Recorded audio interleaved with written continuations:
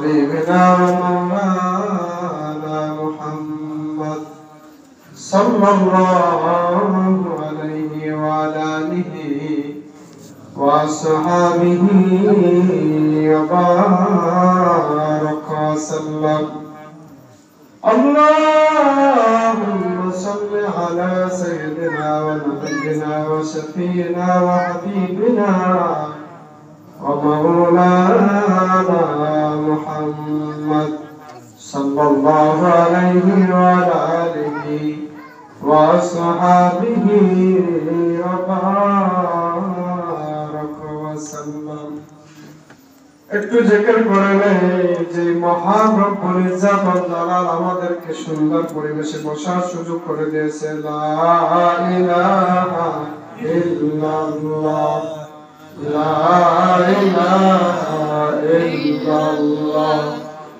লা ইলাহা ইল্লাল্লাহ লা ইলাহা ইল্লাল্লাহ لا إله إلا الله لا إله إلا الله لا إله إلا الله لا إله إلا الله إلا الله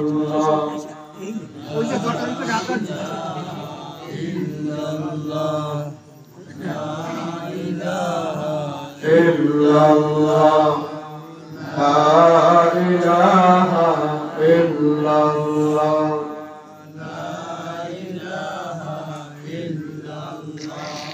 حياة الملك جاي الله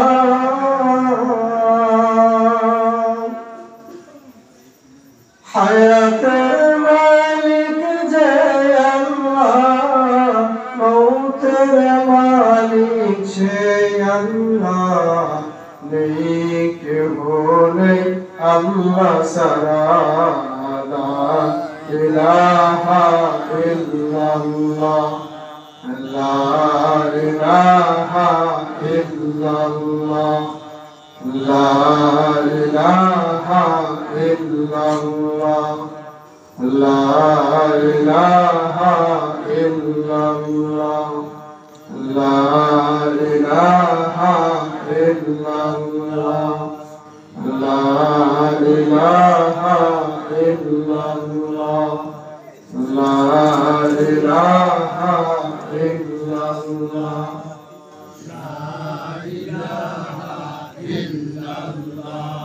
لا إله إلا الله মুহাম্মাদুর রাসূলুল্লাহ সকলে বলি সাল্লাল্লাহু আলাইহি ওয়াসাল্লাম ভাইরা আমার বন্ধুরা আমার বন্ধুরা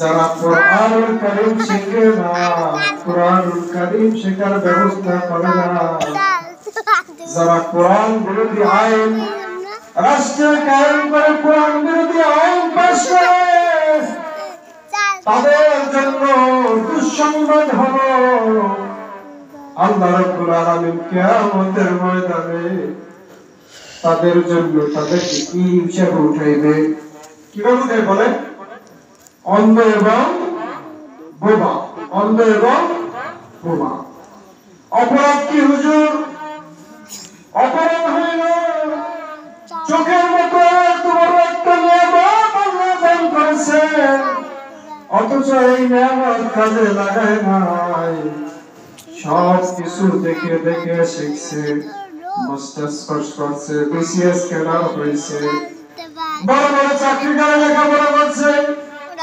বড় বড় সার্টিফিকেটের অধিকারী হয়েছে কিন্তু যে কোরআনুল কারীম মাত্র 1 বছর যদি বক্তব্য পড়তো 1 ঘন্টা সময় তার জন্য শেখা কোনো কষ্টকর বিষয় ছিল না সেই কোরআন শিখে নাই কোরআন চোখ দিয়ে দেখে নাই এই জন্য আল্লাহ রাব্বুল আলামিন অন্ধ হিসাবে কিয়ামতের ময়দানে উঠাইবে বলে নাউযুবিল্লাহ আর কইলে বোমা হিসাবে উঠাইবে কারণ হইল জবান আছে, এত বড় একটা নিয়ামত আল্লাহ তাআলা জবানের মতো দিলেন। জবান দিয়ে কোরআনুল কারীম পড়ে না, অথচ এই জবানটা আল্লাহ রাব্বুল আলামিন দিয়েছিলেন ভালো কথার জন্য, কোরআন পড়ার জন্য। এই সুন্দর কণ্ঠটা দিয়েছিলেন, সুন্দর জবানটা দিয়েছিলেন। স্যার আমি দিয়ে কথা বলার জন্য গলার ভিতরে আমি আগে এক এক করে 27টা স্পট আছে, 27টা জায়গা আছে যেগুলো সুস্থ থাকলে মানুষ ঠিকভাবে কথা বলতে পারে। 27টা অঙ্গ প্রত্যঙ্গের একটাও যদি ডিফেক্ট দেয়, একটাও যদি কোনো সমস্যা হয় তখন আর ওই জবান দিয়ে মানুষের কথা বের হয় না। জোরে জোরে বলে সুবহানাল্লাহ। আল্লাহ তাআলা বলেন আম্মা বিনি'মাতি রাব্বিকা ফাহাদ্দিস। কাল কিয়ামতের ময়দানে আল্লাহ রাব্বুল আলামিন বান্দাকে ধরে জিজ্ঞেস করা হবে, তোমাকে তো কত কত নিয়ামত দেওয়া হয়েছিল, নিয়ামত গুলো তুমি কোন কাজে খাটাইছো? একটা জবান দিয়েছিলাম, গান গাইছো না কোরআন তেলাওয়াত করছো? জবান দিয়ে তুমি মানুষের সাথে ভালো কথা বলছো না গালিগালাজ করছো, ঝগড়া ফাসাদ করছো না? জবান দিয়ে মানুষকে ভালো কাজের দিকে আহ্বান করছো। কাল কিয়ামতের ময়দানে প্রত্যেকটা নিয়ামত সম্পর্কে আল্লাহ জিজ্ঞেস করবে। সুবহানাল্লাহ। আমাদের কথা বলার জন্য ঠোঁট লাগে, জিহ্বা লাগে, আলা জিহ্বা লাগে, কণ্ঠ লাগে, ফুসফুস লাগে। একটা কথা, একটা শব্দ আমি, এই শব্দটা বের করতে মানুষের কয়টা অঙ্গ লাগে? আমি তো মাত্র 5-7টা বললাম, 27টা এরকম অঙ্গ লাগে। এর মধ্যে যদি একটা অঙ্গ কোনো ডিফেক্ট দেয়, তার শব্দগুলি আর সঠিকভাবে বের হবে না। হয়তো তোর মতো বের হবে, কারো কথা বের হবে না। আচ্ছা, আপনি বলতে পারেন যদি কারো ঠোঁটে ডিফেক্ট দেয়, ঠোঁট দুটো মনে করেন না, একটু বাবা বলে আপনি ডাক দেন তো, পারবেন? দুইটা ঠোঁট না লাগাই একটু বাবা বলতে পারবেন? একটা দেখাইলে উপর থেকে যে বাবা মা মধুর বাণী, এইটাও আপনি ডাকতে পারবেন না যদি ঠোঁটে একটু ডিস্টার্ব দেয়। আর জিহ্বা যদি ডিস্টার্ব দেয় তাতে কোনো কথাই নেই। দাঁত যদি না থাকে মুরব্বীদের কথা কেমনে হয় তা আপনারা জানেন। ভাইরা আমার, বন্ধুরা আমার, এত সুন্দর আল্লাহ তাআলা অঙ্গ প্রত্যঙ্গ সূক্ষ্মভাবে বানাইলেন আর দায়িত্ব দিলেন কোরআন পড়ো। সেইটা বান্দা যদি না পড়ে কিয়ামতের ময়দানে প্রত্যেককে জবাব দিতে হবে যে আমার এই নিয়ামতকে তুমি কোন কাজে লাগাইছ। ভাইরা আমার, বন্ধুরা আমার, চোখ দিয়ে যারা কোরআন দেখে না, জবান দিয়ে কোরআন পড়ে নাই, কিয়ামতের দিন আল্লাহ অন্ধ এবং বধির করে অর্থাৎ বোবা বানিয়ে উঠাইবে। তোমাদের অপরাধ ছিল দুনিয়াতে কোরআন পড়া নাই। আউযুবিল্লাহ। মুআজ্জাজ হাজিরিন, এই কোরআনুল কারীম যদি কেউ পড়ে, এত মধুর বাণী, আমি আজকে আপনাদের বিশ্ব নবীর হাদিস দিয়ে আমি আপনাদেরকে গ্যারান্টি দিয়ে গেলাম, কারো মনের মধ্যে যদি হতাশা থাকে, বিপদে পড়ে, দুশ্চিন্তায় আপনার মাথায় কাজ করতেছে না, কি করবেন? আপনি 2 রাকাত সালাতুল হাজাত নামাজ পড়েন এবং কোরআনুল কারীম তিলাওয়াত করেন। আল্লাহ আপনার দুশ্চিন্তা এবং এই দুরবস্থা থেকে মুক্তি দান করে দেবেন। জোরে বলেন সুবহানাল্লাহ। এই সেই মধুর কোরআন আমাদের কণ্ঠে অনেক সময় কারি সাহেবদের কণ্ঠে তিলাওয়াত শুনলে কলিজা তরতর করে, কলিজা প্রশান্ত হয়ে যায়। বিশ্ব নবীর জবান দিয়ে যখন কোরআনের আওয়াজগুলি বের হইত, সাহাবায়ে কেরাম পাগল করা হয়ে যাইতেন। নবীজির কণ্ঠে তেলাওয়াত করত না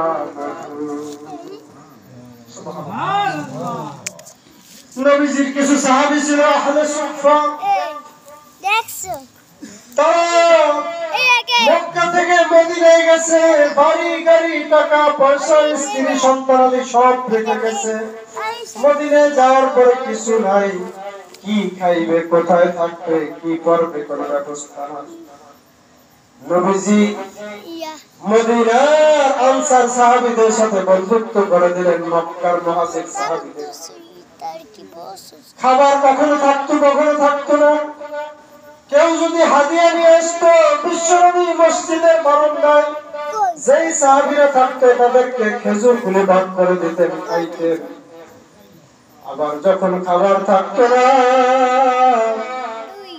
তারা অপেক্ষায় থাকতো প্রচন্ড ক্ষুধা লেগেছে নবী যদি একটু মসজিদে ঢুকছে তার চেহারা দেখলে আমাদের ক্ষুধা নিবারণ হয়ে যায় জোরে জোরে বলেন সুবহানাল্লাহ নবীজির জবান থেকে একটু কোরআন তেলাওয়াত শুনলে কখন নামাজের সময় হবে নবীর জবান দিয়ে একটু কোরআন তেলাওয়াত করে আমাদের কলিজা ঠান্ডা করবো ক্ষুধার যন্ত্রণা সহ্য করতে পারি না নবীকে দেখে নবীর জবান দিয়ে কোরআন তেলাওয়াত করলে আমরা এটা পাইলে আমাদের ক্ষুধা নিবারণ হয়ে যায় কলিজা ঠান্ডা হয়ে যায় সুবহানাল্লাহ কৃষ্ণা করবে কৃষ্ণ মক্কায় থাকা অবস্থায় বিশ্বনবী গভীর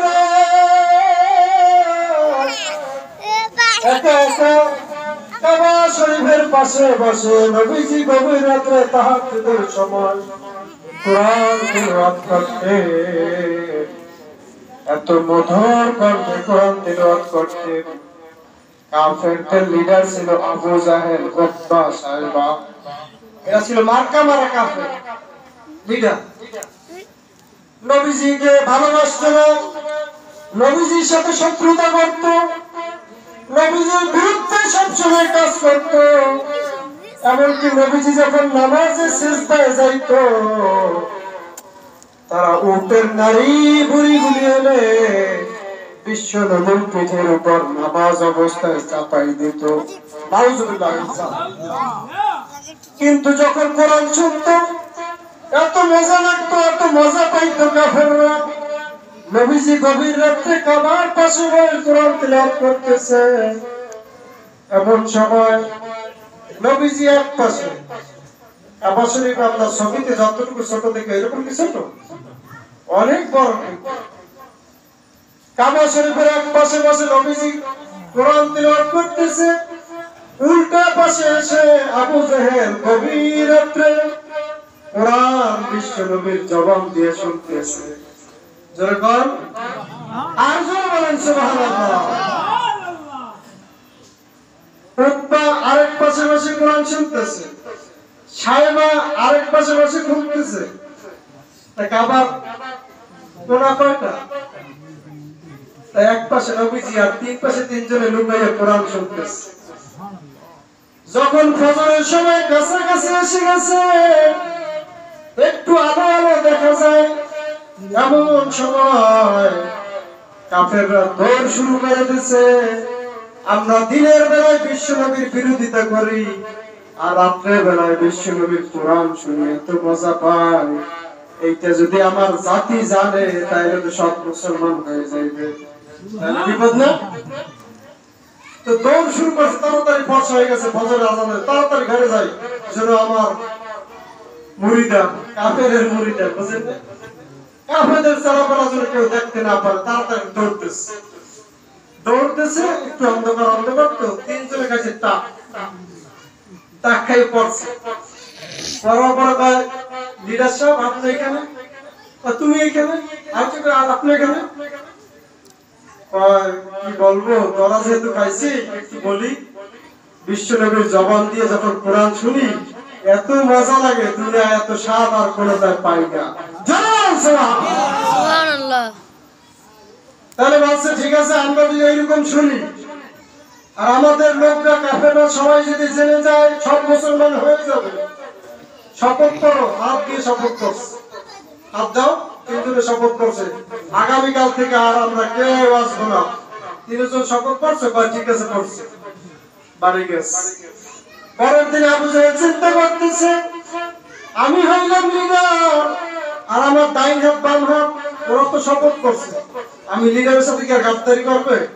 যাক আমি একা যাই আজকে শুনি, ওরা দুইজন তো আসবেই না, একা শুনে আসে, এত মজা লাগে। সুবহানাল্লাহ। আবু জাহেল একা গেছে, বাকি দুইজনে চিন্তা করলো লিডারশিপ কি আর বন্ধ করবে, আমরা ছোট মোট খাটো আমরা গ্রুপ হইতে পারি, যাই আমরা যাই। ওজনের কাছে কেউ থেকে কেউ যাবে না। আবার তিনজন আজকে কোরআন শুনতেছে, সুবহানাল্লাহ বলবেন না? আবার কবুতর কোরআন শুনলো। ফজরের সময় যখন কাছাকাছি এসে গেল, আবার তোর দিলে একই অবস্থা, টাক খাইয়ে পড়ছে। বললো কালকে কাদেরকে আমি শপথ করেছি, আপনি নিজেও তো শপথ করছেন, তাই আছে না না?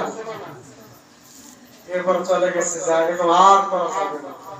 দেখেন কত মধুর কোরআন, সুবহানাল্লাহ। আপনার মনটা অস্থির লাগে, রাত্রবেলা ঘুমাইতে গেছেন, 12টা বেজে গেছে, ঘুম আসে না, একটু ভলিউম কম দিয়ে অথবা একটু দিয়ে আপনি মোবাইলটা কানের পাশে রেখে আপনি একটু কোরআন শুনতে থাকেন, দেখবেন আপনার উপর রহমতের ঘুম চলে আসবে। সুবহানাল্লাহ। ঘুম আসতেছে না, আপনি একটু জিকির করেন, আপনার ঘুম এসে যাবে। পরীক্ষিত আমল, বিশ্বাস করে দেখতে। এমন কি ভাই আমার বন্ধুরা, নবীজি যখন মক্কা থেকে মদিনার থেকে রওনা দিলেন, যাওয়ার পথে অনেক দূর যাওয়ার পরে একজন কাফের দেখলো বিশ্ব নবী আর আবু বকর মদিনার দিকে যাইতেছে। ঘোষণা হইল কেউ যদি নবীজির কল্লা কেটে মক্কায় নিয়ে আসতে পারে তাকে 100 উট দেবে। বিশাল পুরস্কারের ঘোষণা দিচ্ছে। কাফের লোকটা অস্ত্র নিয়ে দৌড় শুরু করলো, মুহাম্মদ সাল্লাল্লাহু আলাইহি ওয়াসাল্লাম কল্লা কেটে নিয়ে আবু জাহেলকে দেবেন। আবু বকর বলতেছে, হুজুর খোলা করবার একজন কাফের আসছে, ভয় পেয়ে গেলেন। আল্লাহ বললেন, আবু বকর ভয় পেয়ে না, অপেক্ষা করো, দেখি কে আসতেছে। দেখতেছে কাফের তরবারি নিয়ে আসতেছে, বিশ্ব নবীর কল্লা কেটে মক্কায় নিয়ে যাবে। আল্লাহ নবী মুহাম্মদ সাল্লাল্লাহু আলাইহি ওয়াসাল্লাম সঙ্গে সঙ্গে মধুর জবান দিয়ে কোরআন তেলাওয়াত শুরু করে দিলেন।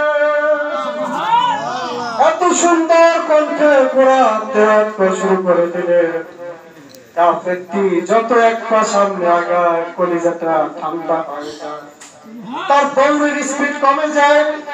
আরেক পা সামনে আগায়, আরো দৌড়ের স্পিড কমে যায়, আর কলিজা ঠান্ডা হয়ে যায়। বিশ্ব নবীর কাছে এসে তরবারিটা ফেলে দিয়ে বলে, ইয়া রাসূলুল্লাহ, ইয়া হাবিবাল্লাহ, আমি আসসালাম আপনার কল্লাটা নেওয়ার জন্য, বিশাল পুরস্কার পাবো। হুজুর আপনার জবান থেকে এত মধুর কণ্ঠে কোরআনের আওয়াজ পাইলাম, হুজুর আমার কলিজাটা ঠান্ডা হয়ে গেছে, আপনার কল্লা চাই না, আমার মাথাটা ইসলামের জন্য কোরবান করে দিব। আর জোরে বলেন সুবহানাল্লাহ। ভাই আমার বন্ধুরা আমার, এই সেই কোরআন, আজ সেই কোরআন সে হাদিস সে সেই মানার মানুষ নাই, সেই মানার মানুষ নাই।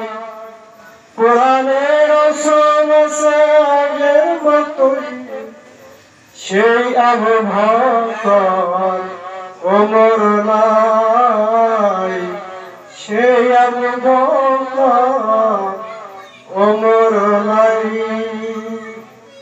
কোরআন আছে ঠিকই, কিন্তু আমরা সেই কোরআন থেকে অনেক দূরে সরে গেছি, যার কারণে আজকে আমাদের সেই মধুর কোরআন থেকে আমরা কিছু নিতে পারি না।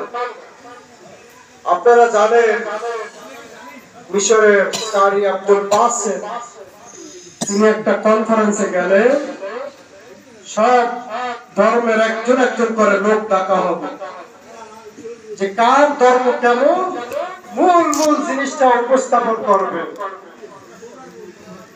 তারপর আমরা দেখবো কোন ধর্মটা উত্তম, কোন ধর্মটা ভালো। বিশাল কনফারেন্স ডাকা হইল। মুসলমান থেকে একজন, খ্রিস্টান থেকে একজন, হিন্দু থেকে একজন, বৌদ্ধ থেকে একজন, যারা ধর্ম সম্পর্কে ভালো জানে তাদেরকে ডাকছে। মুসলমানদের পক্ষ থেকে কাকে পাঠানো হবে? কারি আব্দুল বাসেত। মোবাইলে যদি আপনি সার্চ দেন এখনো তার কোরআন তিলাওয়াত শোনা যায়, এত মধুর কণ্ঠের তিলাওয়াত।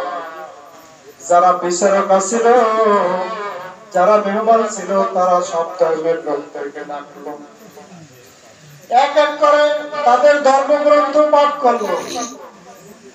হিন্দুদের ধর্মগ্রন্থ পাঠ করে না বিভিন্ন অনুষ্ঠানে গীতা পাঠ, সেইটার যে মাধুর্য, শোনার যে একটা মজা, আর কোরআনের মজা আকাশ আর পাতালের চেয়ে অনেক গুণ বেশি পার্থক্য। ঠিক কিরকম? কোরআনের মতো এরকম কি মজা পাওয়া যায়? তারা বিভিন্ন ধর্ম বিভিন্ন পাঠ করলো। মুসলমানদের পক্ষ থেকে কারি আব্দুল বাসেতকে পাঠানো হলো। আপনি মুসলমানদের পক্ষ থেকে যাবেন, আপনি সেখানে উপস্থাপন করবেন। কারি আব্দুল বাসেত চলে গেলেন। এক একজনকে নির্ধারিত সময় আছে, 5 মিনিট 10 মিনিট, যার নির্ধারিত সময় এইটুকুর মধ্যে শেষ করতে হবে। কারি আব্দুল বাসেত মিশর থেকে যখন গেলেন, যাওয়ার পরে তিনি কোরআনুল কারীম থেকে তিলাওয়াত শুরু করলেন। সুবহানাল্লাহ। তিনি কোরআনুল কারীম তিলাওয়াত করলেন। তিনি আউযু বিল্লাহ বিসমিল্লাহ এগুলো বলতে বলতে শুরু করতেই তার টাইম শেষ। কোরআনুল কারীম মূল তিলাওয়াত যখন শুরু করেন দেখেন টাইম তো নাই, কিন্তু এত মধুর কণ্ঠে তিনি তিলাওয়াত শুরু করে দিলেন। অন্যান্য ধর্মের চেয়ে কয়েক গুণ বেশি সময় তিলাওয়াত করতেছে। এর কোনো হুঁশ জ্ঞান নাই। সব ধর্মের মানুষগুলি এই নতুন কোরআন তিলাওয়াত শুনতেছে, টাইমের প্রতি কারো খেয়াল নাই। সুবহানাল্লাহ। সবার চেয়ে অনেক গুণ বেশি তিনি কোরআন তিলাওয়াত করলেন। করার পরে কোনো খেয়াল নাই, এত মজা লাগতেছে। একজনে চালাতেছে, আমরা খালি শুনতেই আছি, ঘরের দিকে খেয়াল আছে। টাকায় দেখেছে সময় তো কয়েক গুণ বেশি গেছে। তারপর বললে থামেন, টাইম তো অনেক ওভার হয়ে গেছে। এত মজা লাগছিল, আপনাকে যে থামাবো সেই রকম সেন্সই আমাদের ছিল না। সুবহানাল্লাহ। সারা পৃথিবীর মধ্যে প্রমাণিত হয়েছে কোরআনের মতো এত বিশাল, এত সুন্দর, এত মাধুর্যপূর্ণ, এত সুমধুর কোন কথা বা পৃথিবীতে নাই। সুবহানাল্লাহ। এই জন্য ভাইরা আমার, বন্ধুরা আমার, দীর্ঘ সময় কথা বললাম কোরআনকে নিয়ে, আমাদের সন্তানকে সুপথে কিভাবে চালাতে হয় সেই বিষয় নিয়ে। কোরআন থেকে দূরে সরানোর জন্য না কোরআনের কাছে আনার জন্য? আপনাদেরকে জোর অনুরোধ করব, আপনার সন্তান ক্লাস 7-এ পড়ে, 8-এ পড়ে, তাতে কি হয়েছে? কলেজে পড়ে, তাতে কি হয়েছে? বাসায় একজন হুজুর ঠিক করে আপনি কোরআন শরীফ পড়ান। সন্তানের চরিত্র ভালো হয় না, নামাজে যায় না, আপনি কোরআন শিখান, আপনার ছেলে অটোমেটিকলি কোরআনের নূরে ভালো হয়ে যাবে। ঠিক কিনা বলেন? এতক্ষণ আলোচনা দিয়ে আমি বুঝাইতে চাইলাম যে জানাজার নামাজ আরেকজনকে ঠিক করে পড়াইবেন না নিজে পড়াইবেন? ভয় পাই যেতেছে। অনেকে মনে করে বিশাল একটা কাজ। না, বিশাল কাজ। 4টা দোয়া পড়লেন, আপনি পাঞ্জাবি টুপি পড়লেন, পাজামা পড়লেন, আপনার বাবা মার জানাজা আপনি নিজে পড়াইবেন। এটার মধ্যে তৃপ্তি আছে, এটার মধ্যে বড় দোয়া। পৃথিবীর সবার চেয়ে, সব দোয়ার চেয়ে সন্তানের দোয়া মা বাবার কাছে, মা বাবার জন্য সবচেয়ে বেশি প্রিয়, সবচেয়ে বেশি উপকারী। বলি আলহামদুলিল্লাহ। আলহামদুলিল্লাহ। এটা করবেন, আপনার দোয়া শিখবেন। আমি অবাক হয়ে গেছি, আমাদের আরামবাগে আব্দুল জলিল স্যার, আপনার ছিলেন, হেডমাস্টার ছিল। আর ছেলেকে সে জীবনে মাদ্রাসায় পড়ায় না, স্কুলে পড়াইছে, ভার্সিটিতে পড়াইছে। সে এখন একজন বিসিএস, তা দেখেন সে একজন এমবিবিএস ডাক্তারি পড়াশোনা করতেছে। সবার আগে আমি তো এখানে নামাজ পড়াইতাম, আমি দেখছি সে সবার আগে কোরআন শরীফ বাচ্চাকে শিখাইছে এবং জানাজার নামাজ কিভাবে পড়াইতে হয়, কোন কোন দোয়া পড়তে হয় হুজুর ঠিক করে সে বাসায় তারপর পড়াইছে। মাদ্রাসা কখনো পড়ায় না, কিন্তু সব শিখাইছে ইসলামী জ্ঞান যা লাগবে। সে মারা যাওয়ার পর শত শত লোক জানাজা আসছে, অনেক আলেম ওলামা আসছে, কিন্তু তার ওসিয়ত করা গেছে আমার সন্তান সে জানাজার নামাজ পড়াইবে। বলবেন আলহামদুলিল্লাহ। এর যে কপালটা কি হইতে পারে, ছেলে আজকে একজন এমবিবিএস ডাক্তার হইতেছে, কিন্তু বাবার জানাজাটা সে নিজে পড়াইতে পারছে। জেনারেল পড়ার আপনার সন্তান থেকে সমস্যা নেই, কিন্তু সন্তানকে কোরআন শিক্ষা আমার জন্য, আপনার জন্য, সবার জন্য কল্যাণ করা। আর আমাদের যে সকল যুবক সন্তানরা, পাড়া প্রতিবেশী যুবকরা বিভিন্ন নেশা আকৃষ্ট হইতেছে, নেশা জড়িয়ে পড়তেছে, তাদেরকে প্রতিরোধ করে আপনার সন্তান মনে করেই তাকে বুঝিয়ে রাখতে ভালো করেন। বলবেন আমার সন্তান তো আর এই নেশা করে না, আমার সমস্যা কি, পাশের বাড়ি প্রতিবেশী শেষ হয় হোক, 2 দিন পর যে আমার সন্তান আপনার সন্তান যোগ দেবে না কোনো গ্যারান্টি আছে? এই সমাজ থেকে মাদক দূর করতে হবে, সয়লাভ হয়ে যেতেছে, কোরআনের শিক্ষা তাদেরকে দিতে হবে। এবং আমরা আজকে থেকে প্রস্তুতি নেই, আমরা যেন আমাদের আত্মীয় স্বজনদের পিতা মাতার জানাজা পড়াইতে পারতে এরকম একটা প্রস্তুতি নেই, সহজ করে দেবেন কে? আল্লাহ। সকলে বলবেন আমিন। আল্লাহ তাআলা আমাকে সহ আপনাদের সকলকে এতক্ষণ পর্যন্ত কোরআন হাদিসের যে কথাগুলি বললাম আমল করার তৌফিক দান করে। সকলে বলবেন আমিন। ওয়া আখির দাওয়ানা আলহামদুলিল্লাহি রাব্বিল আলামিন। আসসালামু আলাইকুম ওয়া রাহমাতুল্লাহি ওয়া বারাকাতুহু।